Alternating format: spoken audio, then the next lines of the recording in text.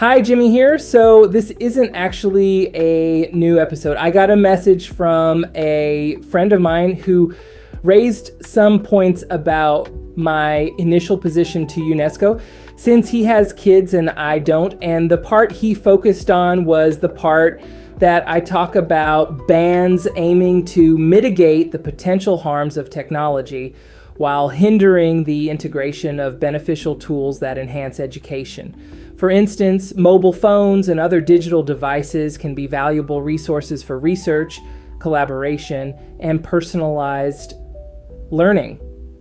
Banning these technologies would limit students' access to information and reduce opportunities for developing digital literacy skills essential for the modern workforce.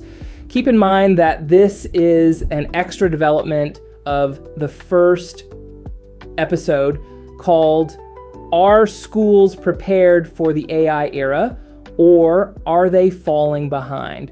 The link for the original episode is in the description. Oh, and keep sending questions and I'll gladly answer. So first of all, let's hear what Diogo has to say. Hey, Jimmy. Let me tell you something I've been thinking about after this episode. I was thinking about how it's the same problem everywhere when people try to regulate or set rules for something completely new, like AI. AI is a good thing. Like you said, it can be a tool to enhance or improve the development of young people, but along with all the benefits it brings, there are also a lot of problems, like kids and young people being exposed to dangerous places online. And it's not just about AI. Like we've talked about before, people often don't really try to solve the actual problem. Instead, they focus on the wrong things. You know what I mean? The problem isn't AI. The problem isn't mobile phones. The problem is the internet itself, the spaces that can be accessed through these devices. There are so many tools available to minimize exposure to harmful content, like VPNs, firewalls, parental controls, but people don't even know how to use them or set them up properly. And it's frustrating. Anyway, that's just one thing I kept thinking about after listening to the episode. First of all, thank you for responding. My goal is always to generate debate. While I was listening to you, I started thinking of a metaphor for AI. How can you regulate something at the peak of its development? And then I thought about the COVID-19 vaccine. Remember when we had something urgent to solve, we needed prevention against COVID. In comparison to AI, technology is simply a tool, something created to solve human problems. I actually have an editorial that explains this idea. When humans made tools out of rock and wood, that was technology, right? So we need technology to help us. Our brains are wired to be cautious and skeptical because back in the day, this helped our ancestors survive. Imagine you're living 10,000 years ago and there's a new fruit you've never seen before. Eating it could be dangerous, so your brain tells you to be careful. That cautious mindset is still with us today. When it comes to vaccines and AI, these are relatively new and complex technologies. Our brains instinctively react with caution because they fall outside our everyday experiences and understanding. For vaccines, the fear often comes from misinformation. Just like our ancestors relied on community knowledge, we rely on information from others. Unfortunately, misinformation spreads easily online, making people fearful of vaccines. Getting vaccinated involves putting something foreign into your body, which can feel unsettling. Our brains like to feel in control, and vaccines challenge that sense of control. For AI, the fear can come from unknowns. AI is rapidly evolving, and our brains struggle to keep up with the changes. The unknown can be scary. leading to fear and skepticism. Our ancestors valued their roles in their communities. With AI potentially taking over jobs, our brains perceive a threat to our social status and purpose. Misinformation, similar to vaccines, there's a lot of misinformation about AI, which fuels fear and uncertainty. So our ancient survival instincts make us wary of things that are new, complex, or poorly understood. But AI is still in development. Think back to the vaccines. Multiple companies and labs were racing to develop one that worked. But at the same time, you had con artists trying to sell fake solutions like hydroxychloroquine, claiming people just needed to get antibodies and everything would be fine. Today, people are saying AI is completely safe, that everything's under control, and we should just relax. But also there's the culture of fear that has played a significant role during the COVID-19 outbreak. Similarly, the rise of AI has triggered fear and anxiety for several reasons. In both cases, the culture of fear is driven by a combination of misinformation, uncertainty, and the rapid pace of change. Understanding these factors can help us address our fears more rationally and seek out accurate information. Sound familiar? Continuing with my analogy, once we had an initial COVID vaccine, we were at the beginning of a solution.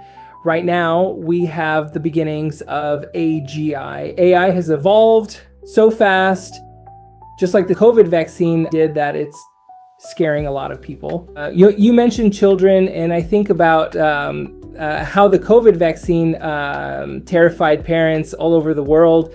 Even in countries that weren't traditionally anti-vax, like Brazil, parents wondered, should I vaccinate my baby? What information do I have? And there wasn't much. Now, the same uncertainty exists around AI. Should I let my kid use ChatGPT to write a school essay? Will it harm their ability to think? Is it cheating? What are the long-term consequences? Back then, we didn't know how COVID would evolve. It had variants, just like AI now has different forms for different uses. The device I'm talking to you on, it already has AI built in. WhatsApp, for example, now lets you transcribe voice messages automatically. That's a variant of AI. So how do we regulate something that keeps evolving? How do we regulate AI when it's still developing? Is the COVID vaccine still mandatory depending on where you work? I don't even know off the top of my head. I'd have to look it up. Is COVID still a thing? Yes. But now it's more like seasonal influenza. Do vaccines exist for the variants? Yes. Do AI protections exist, like VPNs or parental controls? Yes. But not everything modern is AI, though everything modern now seems to include AI in some way. And speaking of regulations, there are already legal precedents. In 2023, a US judge ruled that AI-generated art without human involvement cannot be copyrighted. That's one step toward regulation. But what about COVID vaccines? We had mandatory vaccination policies in many countries. Even in the US, which tends to be more relaxed, proof of vaccination was required to return to work. And all of that happened within a year. So back to my original question. Are we prepared, or are we always falling behind? I'm not asking for an answer, but I want you to think about it. Are we always playing catch up with technology? Maybe the problem isn't the technology itself. Maybe it's our brains. And I don't mean individual people. I mean as humans, as a species. Our brains evolved for real-world social interaction, not virtual reality. For the past 10,000 years, we've been living in a physical social world, but online, our brains struggle to keep up. That's why these fears and debates around AI exist. Should we regulate it? Should we ban it? But let's take a step back and compare it to something concrete, COVID vaccines. Should you vaccinate your child? How often? How long should you keep up with updates? That's an objective question because it's about life or death. I had COVID 3 times. The third time, I caught a variant with no available vaccine, and it felt like I was dying. So now imagine there's an AI tomorrow that psychologically harms me in ways I can't anticipate. But it's so fascinating and useful that I still use it. My brain wouldn't be fully prepared for that new technology. And we come back to the fundamental question that UNESCO posed, are we prepared? Is banning things the right answer? And I'll add another one, are we always behind? And if so, why? Why do we constantly lag in adapting to new technologies, whether it's AI, medicine, or anything designed to help humans? Because in the end, that's what technology is supposed to do. So let me know your opinions and what else you'd like to know in the comments. Until next time, and stay curious.